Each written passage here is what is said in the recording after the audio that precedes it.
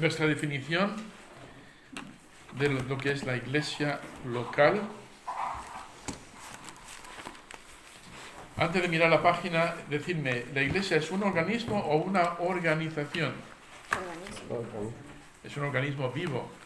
Se diferencia de una empresa por esa característica. Es un organismo, es un cuerpo de creyentes. Entonces vamos a repetir juntos esta definición una vez más. Espero que con el tiempo se nos vayan quedando algunos conceptos y nos ayude a distinguir lo que es una iglesia bien establecida en las Escrituras de lo que no es una iglesia bíblica. Entonces la iglesia local, todos juntos, la iglesia local del Nuevo Testamento es un cuerpo de creyentes nacidos de nuevo, bautizados por inmersión, con oficiales autorizados en las Escrituras como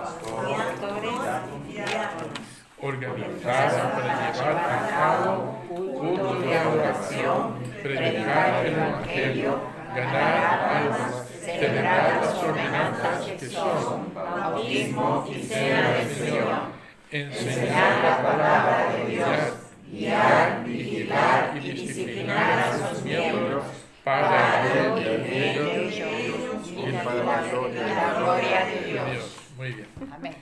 De aquí a 100 años seguro que lo tenemos ya memorizado. Me quedan algunas copias de la lección. Si alguno no ha recibido, tengo copias extra. ¿Quién no tiene hoja de estudio? ¿Okay? ¿Todos tenemos? Vamos a hacer un repasito muy rápido. Estamos hablando de la iglesia. Yo amo a la iglesia. Hemos visto que es importante conocer la iglesia. Hemos visto algunos versículos que definen la iglesia local. Y aquí vemos lo que hemos repetido, la definición bíblica de la iglesia local. Puntos que tenemos que poner en marcha. Cristo es la cabeza, o sea, esto tiene ese fundamento. Organizada con oficiales, gobernada por los miembros. 3 propósitos principales, y lo vemos a la derecha ahí. Enseñar la predicación, ordenanzas, adoración, comunión. Y hemos visto también la importancia de tener listas de membresía. ¿Es esto importante? Amén. ¿Pero por qué es importante? Porque nos gusta. No, para tener un orden. Hemos visto detalles en la Biblia. No dice que hay que tener una lista implícitamente, pero sí, o sea, explícitamente, pero sí implícitamente. Es decir, hay muchos lugares en la Biblia, hemos visto algunos de ellos, donde ves que la iglesia local, las iglesias locales tenían algún sistema para poder saber quiénes estaban dentro y quiénes no eran miembros de la iglesia. No era quizá igual que el nuestro. Cada iglesia tiene que establecer una forma de registrar a sus miembros, de evaluar a los miembros, etcétera, etcétera. Y creo que cada iglesia tiene una libertad para hacerlo como lo mejor posible. Nosotros tenemos una que hemos ido mejorando, perfeccionando, y creo que lo que tenemos ahora va a ayudar mucho más a los nuevos miembros como a los antiguos miembros. Entonces estamos mejorando, y añadiendo algunas cosas que creo que van a ser buenos para establecer mejores vínculos en la iglesia. Hemos visto la importancia bíblica de la iglesia local, hemos visto algunos ejemplos también, establecida por Cristo, formulada por los apóstoles y primeros creyentes, etcétera, etcétera. Y ahora estamos entre la relación del pastor y los miembros. Y vamos a empezar con las responsabilidades bíblicas del pastor. Si os acordáis, el hermano Clayton y fue punto por punto, palabra por palabra, dándonos estos detalles. Yo no quiero ser tan, voy a ir un poco más rápido, no quiero entrar en definiciones, aunque vayamos a hacer algunas definiciones, pero quiero que consigamos los conceptos. ¿De acuerdo? Entonces vamos a ver ahí en la hoja, por ejemplo, cuáles son las responsabilidades de un pastor. Quiero asignar versículos, así que, ¿por dónde voy? ¿Por la derecha? Desde aquí. Vea. Vamos a empezar con 2 Timoteo 2:2. ¿Y quién me puede leer? Pues Cecilia, vamos a derecha e izquierda. ¿Quieres leer tu 2 Timoteo 4:2? Estamos en el tema de predicar y enseñar. Y si vais a predicar y enseñar, ¿qué método va a usar? ¿Cuál sería el mejor método para enseñar? Pues traer muchos chistes, ¿verdad que sí? No, para nada. Contar muchas historias, ¿verdad que sí? ¿Qué malo hay con un chiste? Bueno, de vez en cuando. ¿Y qué malo tiene una historia? Usted nos reímos un poco. Pero, pero ¿qué es lo que tiene que ser central en la predicación? La palabra de Dios. El mensaje expositivo El de la mensaje. palabra. Me La gusta palabra. eso, Kathy. Tiene que ser la exposición, predicación expositiva. No hay nada malo con predicación tópica o de un tema específico. De hecho, lo hacemos de vez en cuando y de vez en cuando es necesario. Pero espero que ese tema sea expositivo. Que podamos ir a la Biblia y decir, vamos a ver lo que dice el pasaje, que el pasaje dicte el mensaje, no al revés. ¿Qué malo hay, por ejemplo? Ahora quiero preguntar algunas cosas para que vayamos calentando motores.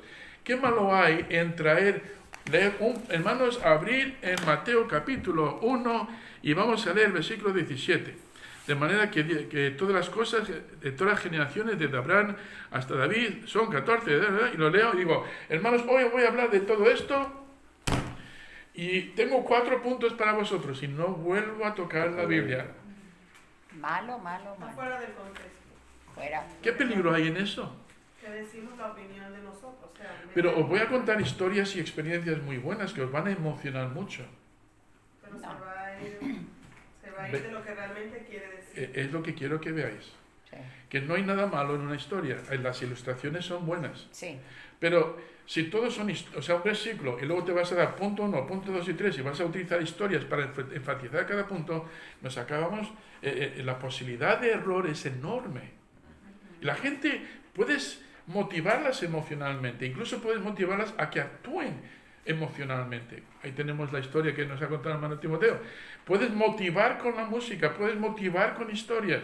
Pero la palabra de Dios tiene que ser central. Ningún avivamiento se produce sin que la palabra de Dios sea central. Amén. Si todo está basado en la música, ya algo te dice que no anda bien. Ningún avivamiento se produce donde no se produzca santificación. Amén, sí. ¿Entendéis por dónde voy? Quiero que veáis el objetivo de la predicación de la palabra. Entonces, podéis leernos por favor 2 Timoteo 2:2. Lo que has oído de mí ante muchos testigos, esto encarga a hombres fieles que sean idóneos para enseñar también a otros. Ok, entonces, ¿qué nos indicaría esto? Cuando Pablo dice a Timoteo, mira, Timoteo, yo te he enseñado a ti lo que has oído de mí, primera generación. Ahora tú, Timoteo, encárgate también de enseñarlo, segunda generación, a hombres fieles, tercera generación, que sean capaces de enseñar a otros. ¿Por qué seguir este método? Bueno, el método discipulado, ¿no? Implica una iglesia que no tiene, por ejemplo, algún tipo de plan de discipulado. ¿Qué problema hay ahí? Y eso es lo que implica hacer discipulado, ¿no? Enseñar a uno y el otro enseña a otro y así. Ok, lo que habéis hecho discipulado, ¿cuál es el objetivo? O digamos las etapas en el discipulado. Establecer en la palabra. La palabra. Tenemos que enseñar al discípulo a que se alimente de la palabra, que no dependa del mensaje que predica el pastor. Amén al mensaje. Pero sigue siendo un mensaje del pastor, está ya recalentado, es un plato recalentado. ¿Verdad? Yo pensé que era un primer plato. Y es una comida a la semana. Y si dependemos de eso todo, nada más, ¿qué problema vamos a tener? ¿Podemos crecer solamente con el mensaje que predica el pastor? No. Entonces el creyente tiene que aprender a alimentarse de la palabra. Amén. Decir, esta es mi autoridad. Y si el pastor se equivoca, podríamos tener un fundamento para decirle pastor, o si viene un maestro falso, podemos decirle, no, bajo la autoridad de la palabra de Dios, esto no lo vamos a permitir en la iglesia. ¿Veis por dónde? Entonces establecer en la palabra, el discipulado tiene ese primer objetivo. Si el creyente se establece en la palabra, va a coger hábitos de estudio bíblico. Amén. ¿Vale? Entonces no va a depender solamente del mensaje del domingo o del miércoles.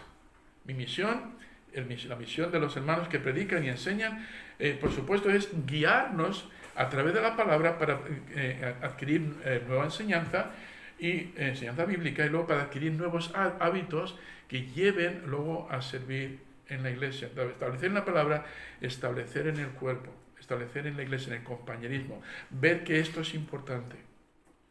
Y en el servicio. Que cada vez que tengamos las puertas abiertas, si estamos trabajando, lo entiendo, pero debemos estar aquí. ¿Vale? ¿Por qué? Porque aquí es donde se instruye, se enseña, se prepara a hombres fieles, mujeres fieles, para luego tomar responsabilidades en el ministerio. ¿Vale? Establecer en la palabra, establecer en la iglesia, pero ¿cuál es el objetivo que tiene que estar en la mente del discipulador todo el tiempo? Poder llegar a discipular a otro. Como hemos visto aquí, que establecer en el ministerio. Entonces, si alguna persona, si algún día te toca a ti discipular a una persona y no quiere servir,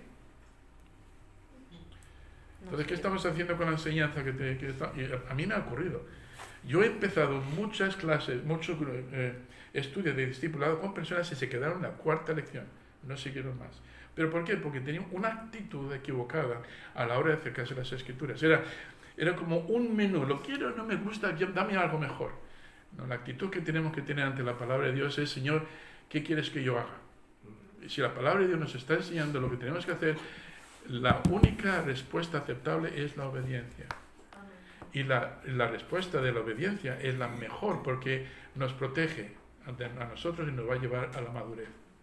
Bien, predicar la palabra, entonces no va a ser nada más que historias muy emocionales, un versiculito aquí, otro versículo ahí, y todo mucho. No, lo que vamos a hacer es traer, si es posible, una predicación expositiva. Y para eso, ¿qué necesita hacer el pastor? Para que traiga un mensaje expositivo, ¿qué tiene que hacer? Estudiar la palabra. Con media hora basta, ¿verdad? No, toda la semana. Bueno, Timoteo, ¿cuánto tiempo te lleva a ti preparar los mensajes del domingo? Depende del mensaje.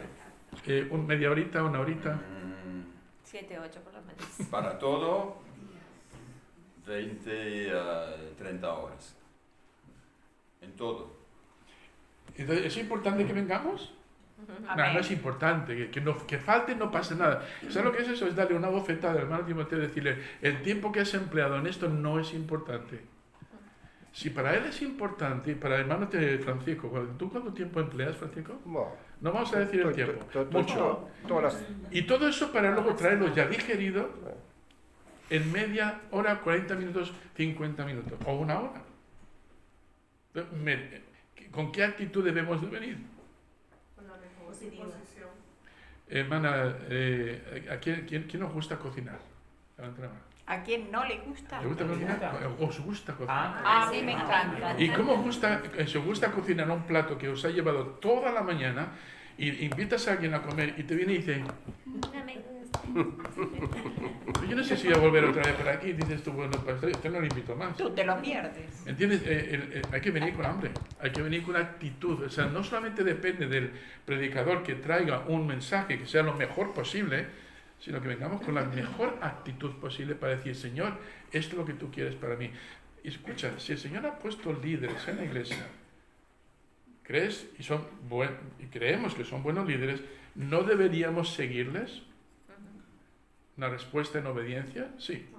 Vamos a mirar el siguiente versículo, es decir, capítulo 4, versículo 2. Que prediques la palabra, que incites a tiempos y fuera de tiempos, redarguye, reprende, exhorta con toda paciencia y doctrina. Ok, fíjate todo lo que debe llevar un mensaje. Vamos a ir punto por punto. Vamos a mirarlo. Déjame que vaya ahí un momentito, porque quiero que veamos. Esto es muy importante a la hora de preparar un mensaje. A veces el mensaje puede ser algo que informativo, ¿vale? Pero si hay problemas en la iglesia, estaría bien que el pastor reprenda. Sí, es necesario. Exhorte. También. ¿Ok? Entonces, en ocasiones yo he recibido, y no lo he hecho con intención, sencillamente veo que hay aquí algo que necesitamos todos, lo intento aplicar para mí primero, y luego lo doy a la iglesia, y muchas veces recibo este tipo de respuesta. Pastor, hoy me has dado un montón de palos. ¿Esa es la intención del pastor? de No, dar palos? No. No, pero la de la palabra a veces sí, para redarguir en nuestro Claro, te espíritu. toca el corazón. O me ha predicado a mí, ¿qué le has dicho, Bea? No tenemos esa ¿Qué le has actitud. contado? Yo me acuerdo de los primeros mensajes que escuché, eran directamente a Maritza. Bueno, eran para mí también, pero Maritza los tomaba muy personal y me hacía así con el codo. Me codiciaba. Tú has contado algo de mí, seguro. Para que me Y des- tenía el costado aquí ya amoratado. Y cuando iba a casa me decía, ¿tú por qué tienes que contarle al pastor nuestras cosas? Digo, yo no he contado al pastor nada. Y dice, entonces, ¿cómo lo sabe? Y yo no sé, pues puede que el Espíritu Santo tenga algo que ver ahí, o la palabra penetra hasta llegar a los huesos, ¿no? Las coyunturas. La palabra es viva y eficaz. Y el Señor tiene alguna manera, a través del que va a traer la palabra, de introducir esa espada en donde más duele, y si se produce ese efecto, ¿cuál tiene que ser la reacción de cada uno de nosotros? Bienvenida. Rendición, muy bien. Dale la bienvenida. Responder con arrepentimiento. Poner orden a nuestra vida. Y una iglesia que funciona de esta manera, recuerda que el Señor gobierna la iglesia, pero la gobierna a través de la palabra y la gobierna a través del Espíritu Santo. Y tiene una voz. De aquí que nosotros tengamos que traer el mensaje que sea lo más... Y lo hacemos lo mejor posible. Muchas veces somos un poco torpes a la hora de comunicarlo, y espero que entendáis nuestra torpeza. Yo no me metí en el ministerio porque pensé que era una persona elocuente, sino porque el Señor, yo le dije al Señor, te has equivocado de persona. El Señor no se equivoca, pero yo sentí que era así, porque no me veía que otros estaban mucho más capacitados, pero no querían hacerlo. Así que dije, vale, Señor, tú sabes en lo que te metes, ¿no? Bien, entonces predicar, ¿no? Y luego hemos hablado también, la siguiente palabra, enseñar. Debe de ser un maestro. Luego también vemos ahí administrar. 1 Tesalonicenses, Sebas, ¿podrías tú leernos 1 Tesalonicenses 5:12 y Francisco, Hebreos 13, versículo 17? Cuando hablamos de administrar, me gustaría que me dieras una opinión. ¿Qué significa eso de administrar?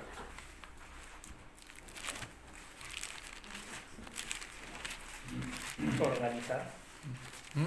Organizar. Vamos a leerlo ¿Primero primero. leo? Sí, léelo. 5, 2. Os rogamos, hermanos, que reconozcáis a los que trabajan entre vosotros y os presiden en el Señor y os amonestan. ¿Y qué tiene que hacer la congregación con estas personas? ¿Sabes qué dice ahí? Y que los tengáis en mucha estima y amor por causa de su obra. Tened paz entre vosotros. A ver, ¿por qué dice Pablo eso? Pablo está siendo inspirado por el Espíritu Santo para escribir estas palabras y nos han llegado a nosotros 2000 años después. ¿Por qué está llamando a la congregación a que estimemos al pastor haciendo su trabajo de enseñar y de predicar? Porque fallamos en eso, siempre. ¿Cuántas veces la gente se ha ofendido conmigo?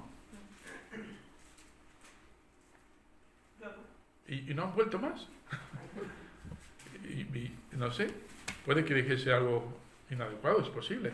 Pero yo os aseguro que muchas veces se han ido no porque yo haya dicho algo inadecuado, sino porque les tocó el mensaje Claro, eso. y reaccionaron mal. Y creen que marchándose ya han solucionado el problema. No, se llevan el problema. Es que se han sentido tocados de tal manera, incómodos, ¿no? Tal vez, y frustrados. Y si hay orgullo... Claro, eso es, en vez de aceptar y decir, sí, yo estoy fallando en esto, o esto es lo que a mí me sucede, ¿no? Que no está bien. No, el orgullo no le permite verlo, sino que se ofende porque es como que le tocó la fibra más íntima y le ha dolido. Y cuando dice que le estimemos, ¿por qué diría eso el apóstol Pablo? Estima. Para que apreciemos el Tenerle tiempo, en el alto valor. Claro, sí, sí. Para que apreciemos y valoremos el trabajo que hace el pastor para traer ese mensaje. Claro, decidme si esto es correcto. El pastor solamente trabaja unas horas el domingo. No, pero eso viene toda la semana. No, pero sin embargo hay mucha gente que dice, yo quiero un trabajo con el pastor, él solamente trabaja un par de horas el domingo y el resto de la semana no hace nada. No vea cómo gana. O algunos no como van. Y en la Semana Santa. Y vive como Mucho. rey. En la Semana Santa también. Navidad. El resto del tiempo Navidad. no hace nada más que darle vueltecitas a los dedos gordos, ¿no? ¿Sabe que el trabajo del pastor no es un trabajo de 8 horas? No, 24 horas. no, porque se nota. Hay veces que pueden ser unas horas en el día, pero hay veces que son las 12, la 1 de la mañana y no has terminado con tu trabajo. Sí.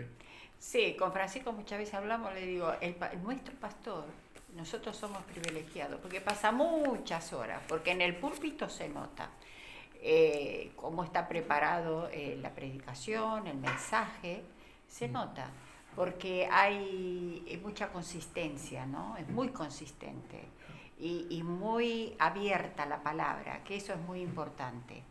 Y lleva tiempo preparar y presentarlo como debe presentarse. Bueno, Para que haga el efecto que yo he metido necesita. la pata a veces, ¿vale?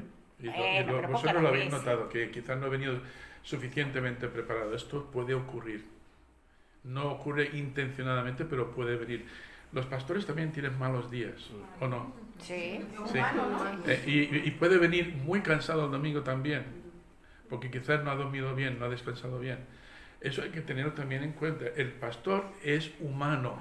Humano, Ok. no es de goma. Es humano. Y claro, dice, no, esto para el pastor. ¿Por qué no lo hace? Todo lo que tú puedes apuntar hacia el pastor para hacer, deberías considerar un día crecer suficiente como para hacerlo tú también.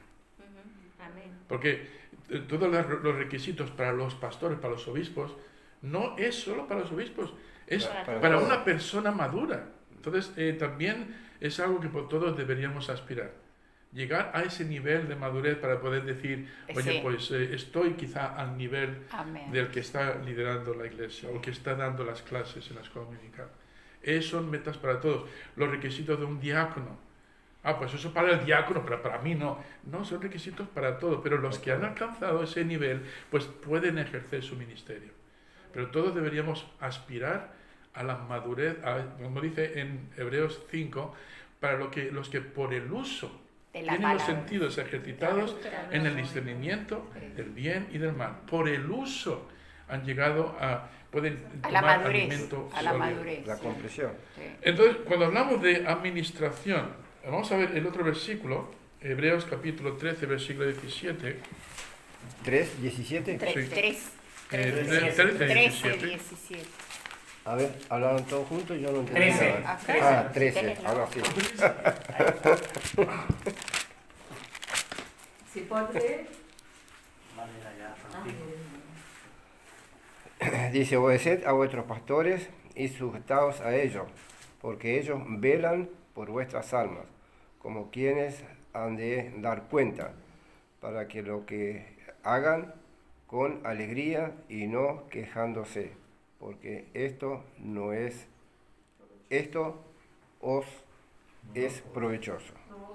No es provechoso. Uy, ¿qué No hacen os enredados? es aprovechoso. Decidme si lo que voy a decir es correcto o no es correcto. Levanta tu mano. El pastor es una autoridad legal y dictatorial. No. No es un dictador. ¿Qué opinas, Sebas? No. Vale. Lo está asustando. ¿Pero dónde vine a parar? Vamos a mirar otro pasaje, 1 de Pedro 5, 13.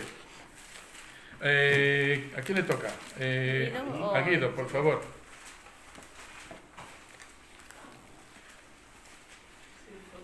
La iglesia que está en Babilonia, elegida juntamente con vosotros, y Marcos, mi hijo, os saludan.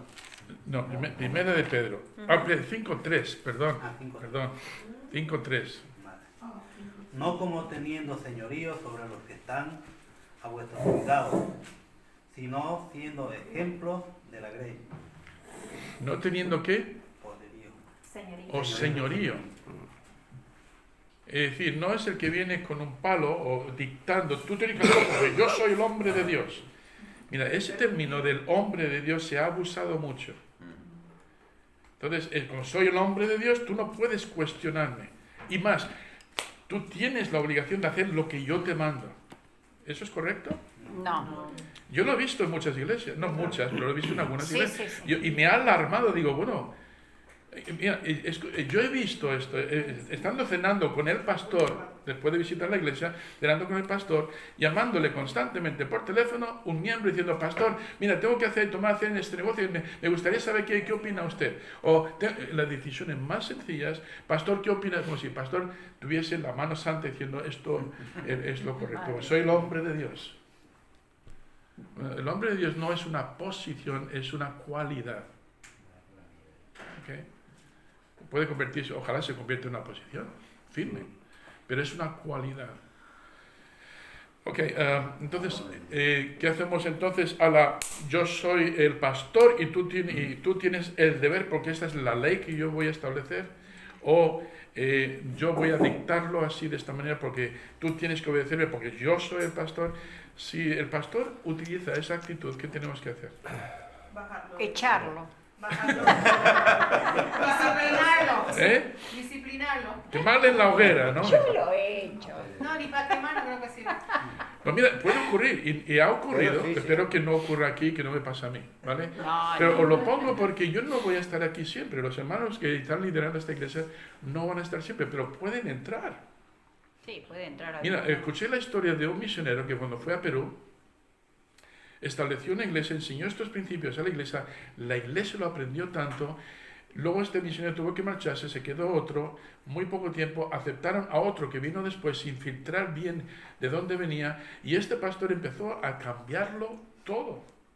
Incluso las enseñanzas que traía no eran bíblicas. ¿Y sabe lo que hizo la iglesia? Dijeron, no, le confrontaron. Le confrontaron respetuosamente, le dijeron, si usted no va a seguir estos principios con los cuales la iglesia fue fundada, mejor siga su camino, márchese. Y se les, no, yo soy el pastor. Digo, usted es el pastor porque nosotros le hemos aceptado y con la misma podemos desaceptarles. Y gracias a Dios esa iglesia se salvó, porque luego pudieron traer a una persona filtrando mejor estas condiciones. ¿Os acordáis de Carmen y Cristóbal? Sí. En Madrid.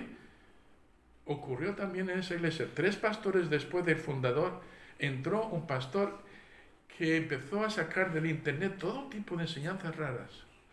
Y las empezó a enseñar en la iglesia. Los que estaban en la iglesia notaron enseguida que esto no era bíblico, pero no dijeron nada. Algunos se marcharon sin decir nada, y los que se quedaron estaban tan descontentos, pero cada vez que se le enfrentaban al pastor diciendo, pastor, esto no es correcto, esto tiene que cambiar, esto no podemos aceptarlo, él se puso allí como yo soy el pastor y vosotros tenéis que... Y se puso a dictar. ¿Y sabes lo que pasó? Sí. Se marcharon y se quedó con el edificio. Sí, sí, sí. Y aquí no va a pasar ese pastor. Sammy, perdona, una pregunta. No, pero puede pasar. Entonces, por eso estamos estableciendo estas bases. En la acta de fe de la iglesia, ¿tenemos claramente establecido ese tipo de...? No todo se puede poner de esa manera, pero tenemos un acta doctrinal Sí. aceptada por la iglesia. Sí, sí. Tenemos unos estatutos, lo que llamamos reglamento de régimen interno, cómo debemos funcionar. Eso es, la Constitución es muy importante. Sí. Y, por cierto, la Constitución puede mejorar. ¿Vale? Es decir, si en algún momento vemos que hay algo ahí que no está... lo que no se puede mejorar es la palabra de Dios. ¿Vale? Pero lo que es la Constitución, los reglamentos de... los reglamento interno. Eso, son muchas palabras juntas. Eso se puede mejorar. Y de hecho estamos mejorando algunas. Sí, a veces hemos mejorado cosas. Y, Sí. y hay algún par de cosas ahí que en su tiempo me gustaría Sí. presentar ante la iglesia y decir, hermanos, ¿cómo veis esto? Quizá lo podríamos cambiar. En algún momento, en los 40 años que estuviste allí en Luxemburgo, ¿cambiaste los estatutos, hermano? Sí. ¿Pero por qué? ¿No fue eso inspirado por Dios? Porque la Constitución fue feble, Fiable. weak, Débil. no, Débil. débil en 2, 3, 4 puntos. Fue necesario Claro. Sí, hacerlo más, sí, más más claro. Claro, y eso la Iglesia, según va teniendo experiencia, vamos dándonos cuenta de que quizá tenemos que incorporar algunas cosas ahí para asegurarnos de que no se vuelven a producir, de que no hay lugar donde meterse. Pero entonces, cuando hablamos de administrador, ahí tiene una parte el pastor, déjame que os lea aquí, dice, un aspecto muy importante del trabajo de un pastor es la administración de los asuntos de su iglesia. El pastor debe presidir la congregación, como hemos visto en 1 de Tesalonicenses 5:12, en Hebreos 13:17. Esto, por supuesto, no es una autoridad legal dictatorial. Él no es el señor de la grey, como hemos visto en 1 de Pedro 5:3. Sin embargo, el pastor sí tiene autoridad moral y espiritual. ¿Ok? Que proviene de ser siervo escogido de Dios. De manera que si alguna iglesia le dice a su pastor, usted preocúpese de predicar y nosotros manejaremos la iglesia. ¿Qué opináis?